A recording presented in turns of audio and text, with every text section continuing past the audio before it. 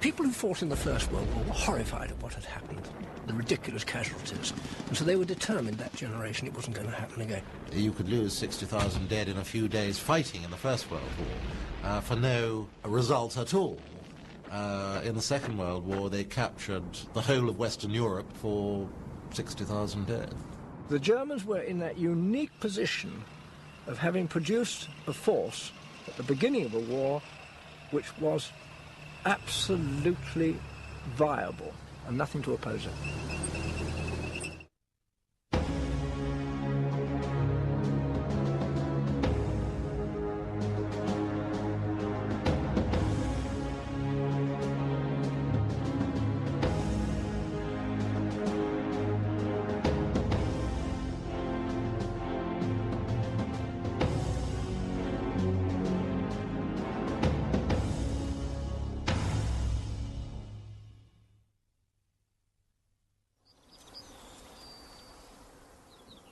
The Maginot Line, a series of fortresses stretching 400 miles from the Swiss Alps to the Belgian frontier.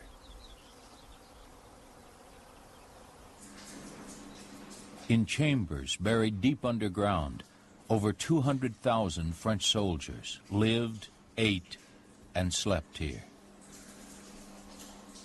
Many fought and died here. Most waited for an attack that never came. It was the most imposing string of fortifications ever built, and at the time, they thought it impregnable. It was the concept of the World War I trench taken to the extreme, a monument to lessons learned from the Great War that bankrupted a continent of its youth.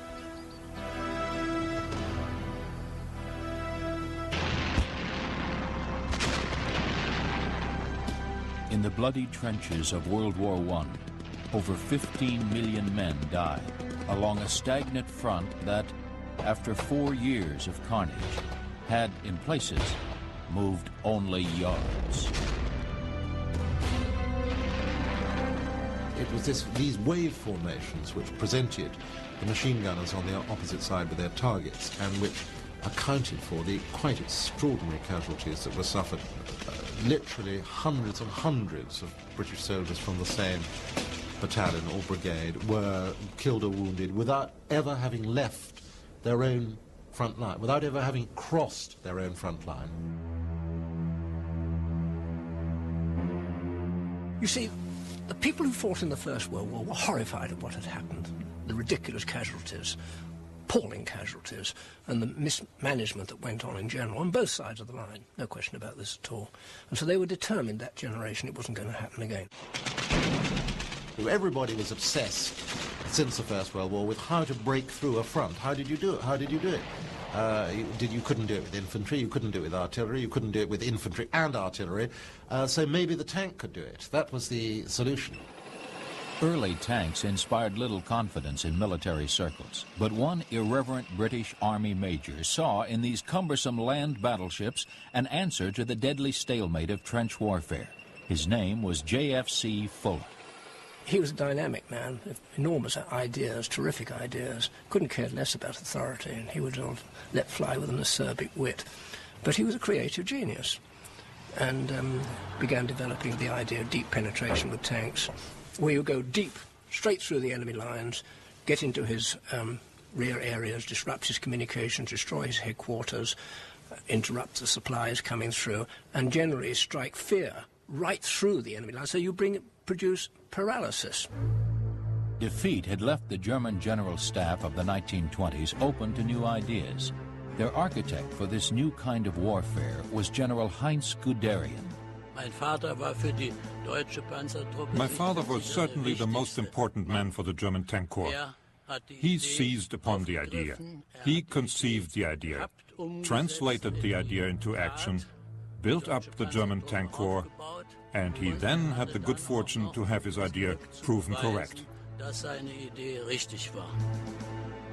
And Guderian was interesting in the fact that he'd like to consider defeat as a basis for learning things, whereas a lot of generals tend to look at victories, the way of looking at it. He looked at defeat and sought ways to overcome it. And mechanization, all arms formations, these sort of things were all a way of doing it and combining it with air power. And all these people were sitting together, working out these ideas during the 20s and 30s, and they got it right. It is very unusual, but they got it right.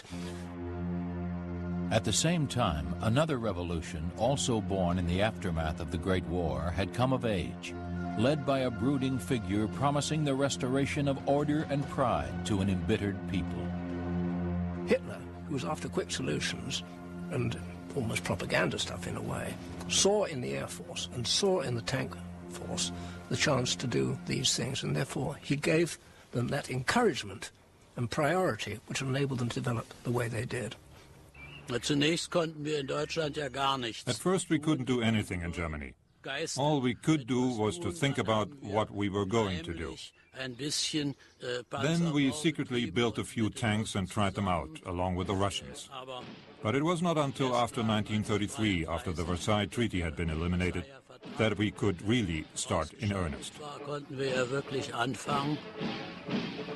For the first time, after the end of World War I, we had found again our self-confidence. We knew that we could handle our problems and that we were a united people again. With the death of the aging Chancellor Hindenburg in 1933, Hitler's ascension to power was complete.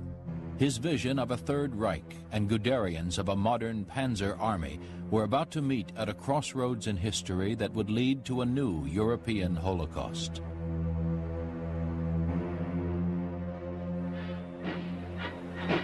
Hitler, who had been a very brave soldier in the First World War, who'd taken part in 25 trench battles, who'd been 3 times wounded, and was determined that the unjust result of the First World War must be reversed.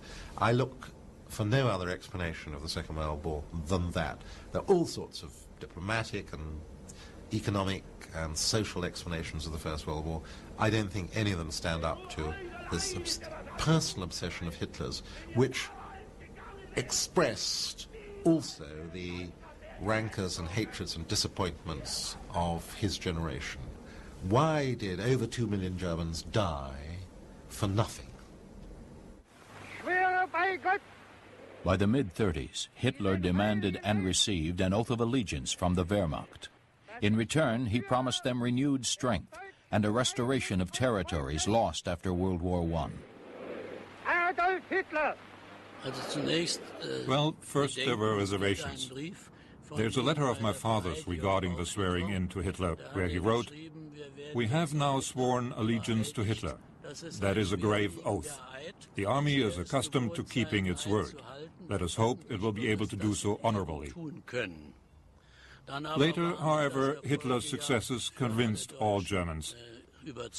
Unemployment disappeared. There was no more domestic fighting. And then his foreign policy successes, they were truly magnificent. The annexation of Austria, the Sudetenland. We were all very happy about that. The invasion of Prague then was somewhat sticky, because that was equivalent to breaking a given promise. He had said earlier, we don't want any Czechs. And then, suddenly, half a year later, his troops marched through Prague. That was certainly frightening, but people were still believing things would come to a good end after all. Publicly, Hitler proclaimed, "I am insulted by the assertion that I want war. Am I a fool? It would settle nothing." Privately, battle plans were issued for the attack on Poland, whose very existence reflected Germany's humiliation in World War I. Spearheading the attack would be Guderian's panzers. Close behind, SS units, ordered to kill without mercy all men, women, and children of the Polish race. On September 1st, 1939, Hitler's vision of a Reich to last 1,000 years was launched. In an orchestration of infantry, armor, and air power, nearly 2 million German troops swept into Poland. They called it Blitzkrieg, and one soldier wrote, "It is a wonderful feeling now to be German. A quarter of an hour now, and the row of tanks has no end. I think when the Second World War broke out, everybody thought it would, to some extent, follow the same pattern as the First World War. Everybody would jump back in their trenches again where they left off in 1918 and start the whole thing over again. But, of course, that wasn't the German intention to allow that to happen, you see. Germany's intention was to regain the Polish corridor, a strip of land ceded to Poland by the Treaty of Versailles, splitting East Prussia from the rest of Germany. The Poles, fearing attack, had wanted to fully mobilize their army, but were dissuaded by Western powers, fearful of provoking Hitler. The Germans surrounded the Poles on three sides before the war began, and the Poles' strategy was to defend Poland as far westwards as possible. So in a sense they'd handed victory to the Germans on a plate, because all the Germans had to do was march in behind them from north and south and cut them off, and that's what they did. A number of Hitler's generals sought only the restoration of pre-World War I Germany, but elation over the lightning success of the Polish campaign tempered their caution. Soon events were escalating out of control as the ambitions of the Führer became clear. The campaign in Poland then was the last element of the Treaty of Versailles that was supposed to be taken out by the elimination of that corridor. We had no idea that Hitler always had or may have had ulterior motives. Then we were forced to wage war. Once we had started the campaign against Poland, the English and the French declared war on us, and now we had to fight them. We were prepared for one war in Poland. In essence, we weren't even prepared for the war in the West, and certainly not at all for a speedy war against the English, and least of all for a world war. 16 days after the German invasion, Soviet forces moved into Poland's eastern frontier. With cunning foresight, Hitler had made a pact with Stalin and struck the balance between aggression and diplomacy, so historically vital to Germany, an island in the center of Europe. Of course, in 1939, they were not fighting on two fronts, or in 1940. That was a remarkable thing. I mean, this is one of the reasons why the German officers admired Hitler. Of course, they wouldn't publicly say that they admired him, but they admired his diplomacy because he arranged things so that they only had to fight in 1939 in the east, and then in 1940 they could fight in the west again on one front. I don't think at that stage that the mobility of the tank was as important as the diplomacy of the war. Throughout the coldest winter in a century, the men of both sides sat it out in what was soon called the phony war. But as British troops wrote home about splendid French wines, the German General Staff worked on refining the tactics that had brought them victory in Poland. The boldness of the German plan was stunning. It called for a diversionary attack in the north.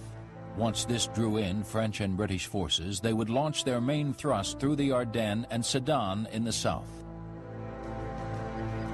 Marking the northernmost tip of the Maginot Line, and defended by just a thin line of pillboxes along the Meuse River, the rambling, thickly wooded Ardennes was seen by both French and British as impassable to armor. On May the 10th, 1940, all lay ready. When Guderian and the other Germans planned to cross the river at Sedan, not even they believed it completely.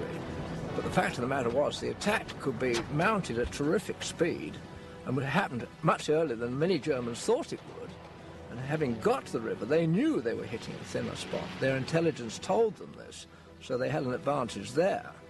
And then you begin to get then the idea of the marvelous flexibility of a panzer force, where you have the all arms there, you had infantry going across in boats under artillery support, you had the high-velocity anti-tank, anti-aircraft guns and anti-tank guns firing at the pillbox slits that you can see along the roadsides there, knocking them out. And that enables the infantry to go across almost untouched, get on the ground the other side, open out the bridgehead at last light. Don't forget this attack took place towards the end of the afternoon. Then during the night, the bridges can be built across the river, the rafts put in place, and the first of the armour moved across, so that at dawn next day you had the perfect breakout with the all-arms force led by tanks. What happened commonly down on the Ardennes front on May the 10th, May the 11th, 1940, when Guderian's and Kleist's panzers started to come through, was that the French would actually begin to run away before they'd ever seen a tank.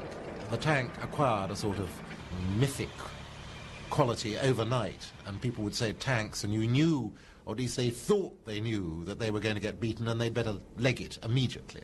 And that's what they did. Basically because they were demoralised from the word go. They'd had enough of war. That's the real fundamental thing. The whole nation collapsed. It wasn't just the army. But also, of course, they had gone for this linear concept on Maginot Line and things like that. The armoured forces they developed were not anything like as well commanded and controlled. The system wasn't anything like as good as the German one. They were completely outmanoeuvred. French armour was actually more numerous and more powerful than the Wehrmacht's, but their crews were ill-trained in mobile tactics and widely dispersed along a 400-mile front. On the whole, we got the feeling that they were not convinced of their cause. That was the striking difference to us. You know, they did their duty, but only up to a certain point. And then, when it was possible not to lose face, they gave up. Unlike the conscripts of France, the British Army of 1940 was a professional organization of hand-picked men to whom defeat was an impossible notion. We had to bring back a group of British prisoners. All these guys, they had to fall in line, they snapped to attention, they started marching, and shortly thereafter started singing. It is a long way to Tipperary. You know, we felt enthusiastic about it. We said, God damn it, these are soldiers, real soldiers. We felt that we would make a stand somewhere and things would build up again and we'd have another go and perhaps be more successful next time. We had no idea we were going to be forced out of France. No idea at all.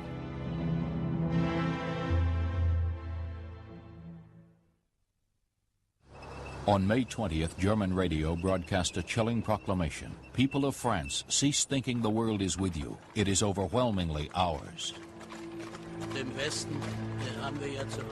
the West, we attempted to continue advancing day and night once we had started moving, and not to make any stops.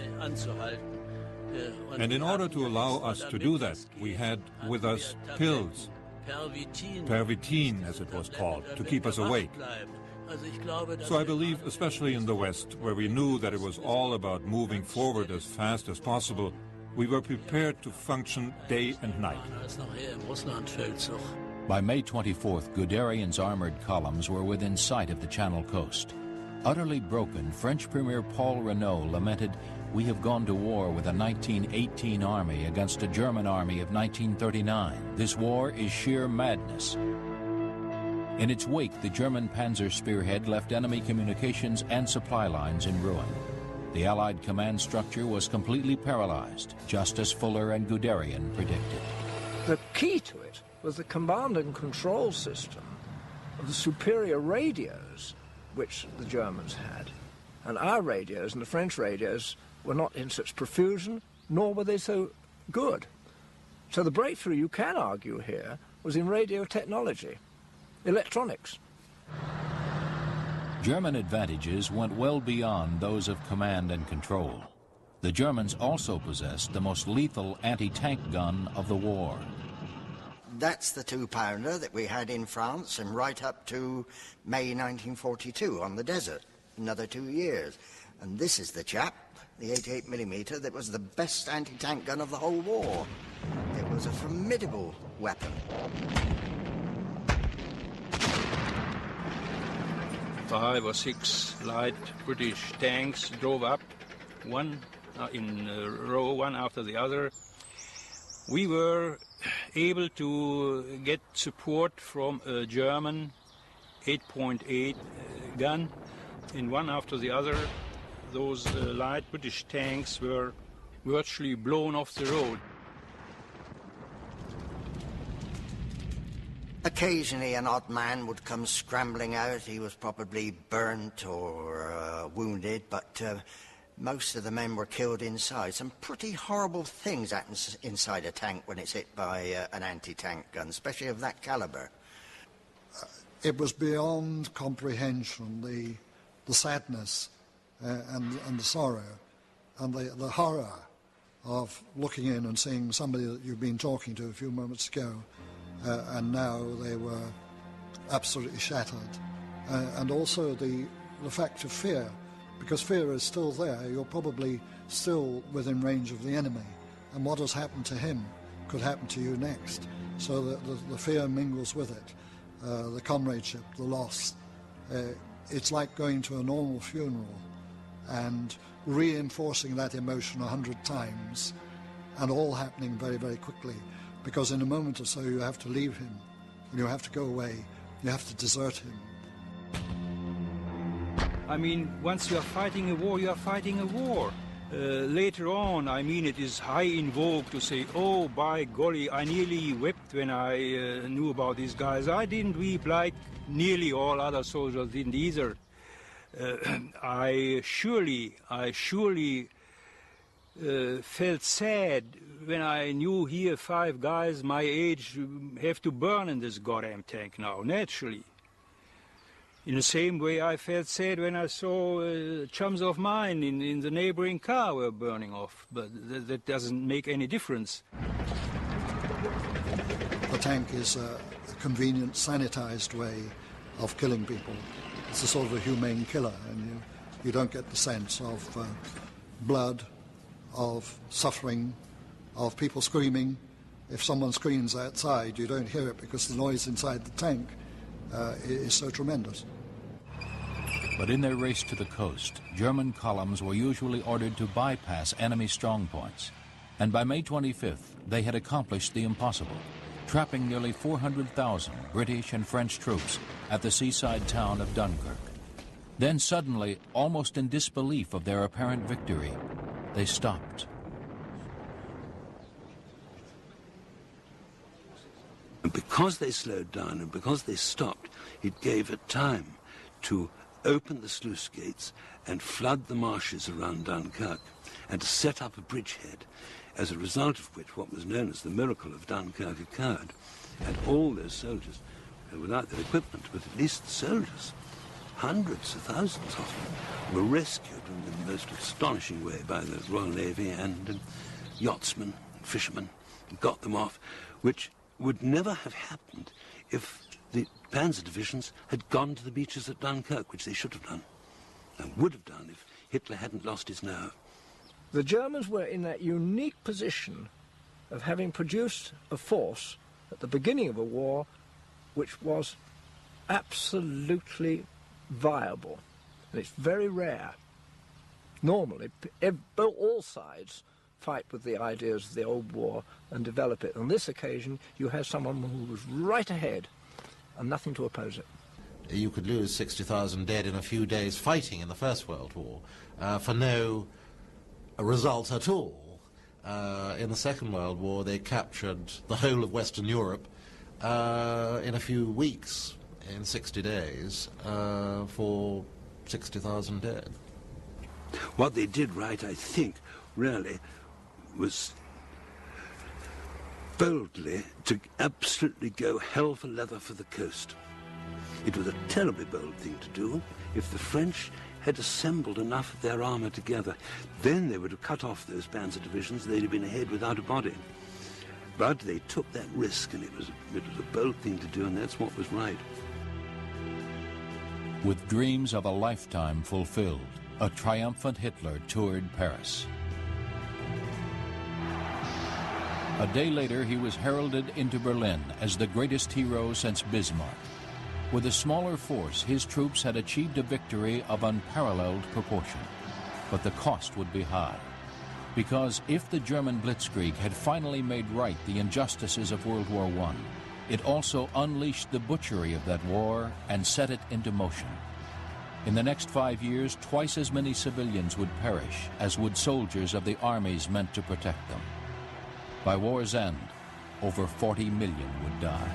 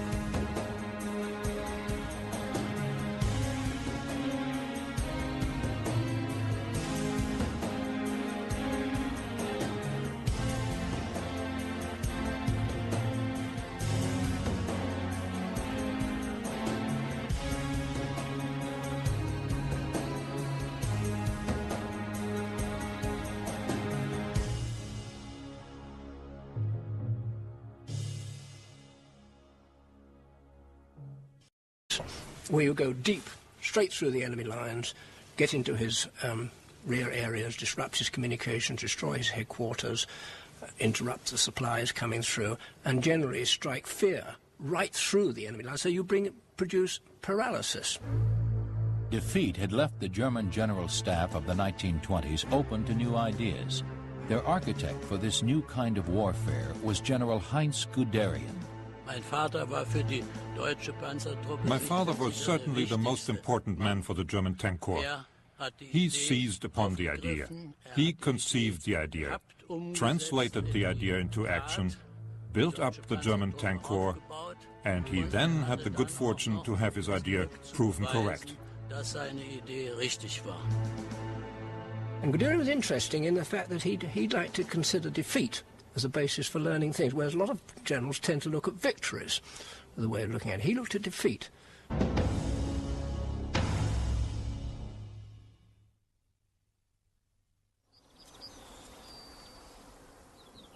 The Maginot Line, a series of fortresses stretching 400 miles from the Swiss Alps to the Belgian frontier.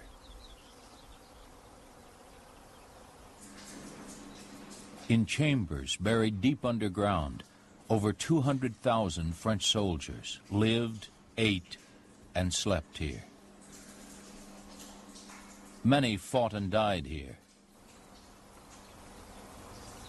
Most waited for an attack that never came. It was the most imposing string of fortifications ever built, and at the time, they thought it impregnable. It was the concept of the World War I trench taken to the extreme.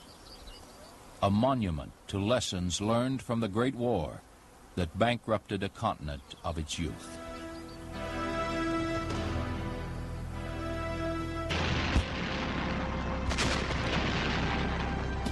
In the bloody trenches of World War I, over 15 million men died along a stagnant front that, after 4 years of carnage, had, in places, moved only yards.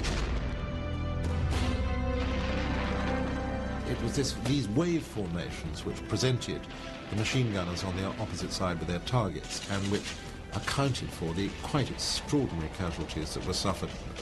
Literally hundreds and hundreds of British soldiers from the same battalion or brigade were killed or wounded without ever having left their own front line, without ever having crossed their own front line. You see, the people who fought in the First World War were horrified at what had happened, the ridiculous casualties, appalling casualties, and the mismanagement that went on in general on both sides of the line. No question about this at all. And so they were determined, that generation, it wasn't going to happen again. Everybody was obsessed since the First World War with how to break through a front. How did you do it? How did you do it? You couldn't do it with infantry, you couldn't do it with artillery, you couldn't do it with infantry and artillery, so maybe the tank could do it. That was the solution. Early tanks inspired little confidence in military circles, but one irreverent British Army major saw in these cumbersome land battleships an answer to the deadly stalemate of trench warfare. His name was J.F.C. Fuller. He was a dynamic man, enormous ideas, terrific ideas, couldn't care less about authority, and he would let fly with an acerbic wit. But he was a creative genius, and began developing the idea of deep penetration with tanks.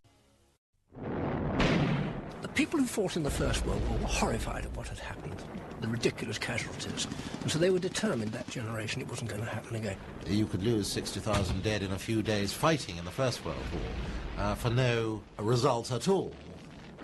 In the Second World War, they captured the whole of Western Europe for 60,000 dead.